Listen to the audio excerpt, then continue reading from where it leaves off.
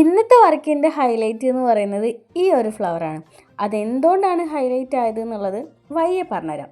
ഈ ഫ്ലവർ കിട്ടിയിട്ട് ഒരാഴ്ചയിലും മേലെ കഴിഞ്ഞിട്ടാണ് ഞാനിത് പ്രിസർവ് ചെയ്യുന്നത്. അതെന്തേ വൈകിപ്പോയി എന്നുള്ളത് ഇതിൻ്റെ ഫൈനൽ ഔട്ട്പുട്ട് കാണുമ്പോൾ നിങ്ങൾക്ക് മനസ്സിലാവും.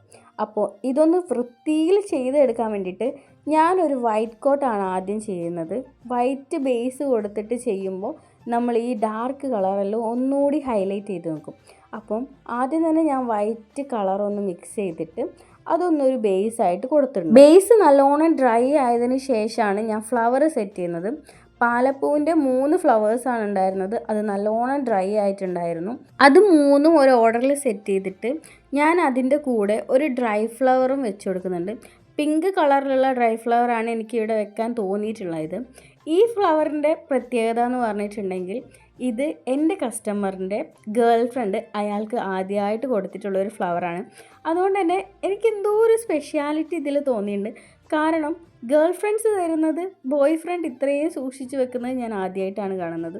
പിന്നെയുള്ള ഒരു സ്പെഷ്യാലിറ്റി എന്ന് പറയുന്നത് എൻ്റെ മോൾഡ് ചെറുതായിട്ടൊന്ന് പൊട്ടിപ്പോയി. ഒരുപാട് സങ്കടം ഉണ്ടായി. കാരണം ഞാൻ ആദ്യമായിട്ട് കീ ചെയിൻ ചെയ്തു തുടങ്ങിയത് ഈ ഒരു മോൾഡിലാണ്. എന്തായാലും കുഴപ്പമില്ല.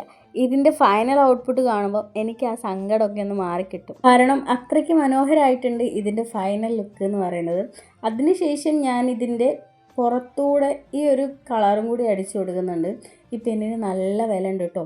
അപ്പോൾ ഇതാണ് ഫൈനൽ ലുക്ക്. നിങ്ങൾക്ക് വീഡിയോ ഇഷ്ടമായി ലൈക്ക് ചെയ്യുക. Thank you.